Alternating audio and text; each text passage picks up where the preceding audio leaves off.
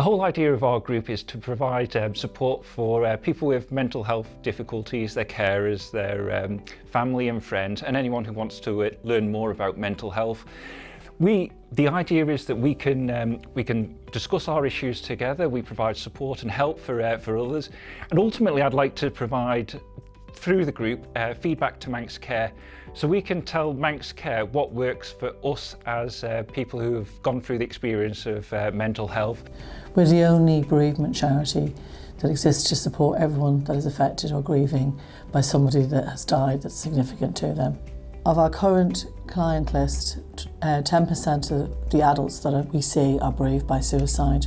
Of our children and young people's service, 20% of them are affected by suicide.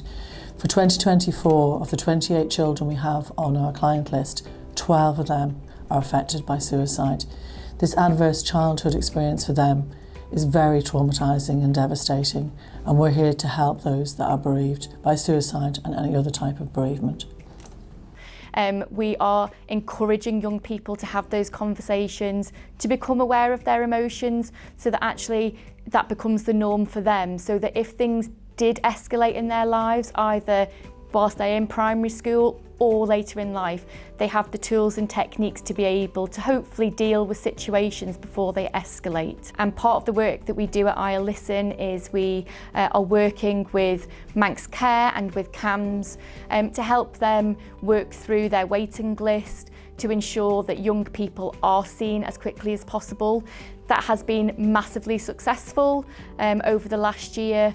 It means then that we are working cohesively with statutory services. We are ensuring that young people are getting the support that they require as quickly as possible, whilst also keeping that network and those relations open with Manx Care and CAMHS.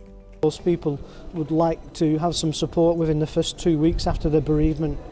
It really is a shocking bereavement to have, and I can't explain how difficult life becomes after it. It's like before the death and after death, life-changing experience, which is absolutely horrendous. You know, people go to Cruse for counselling, for bereavement support, and also we try and support people the best we can online and with our group meetings, our monthly meetings. What we offer in Men in Sheds is a way of socialising with each other, talking about some of our issues that we may have, and also at the same time working on projects.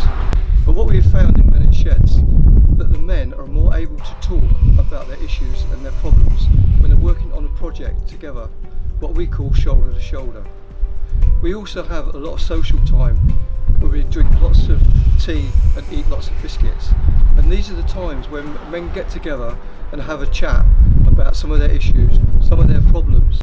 We must try and stamp this out in terms of suicide.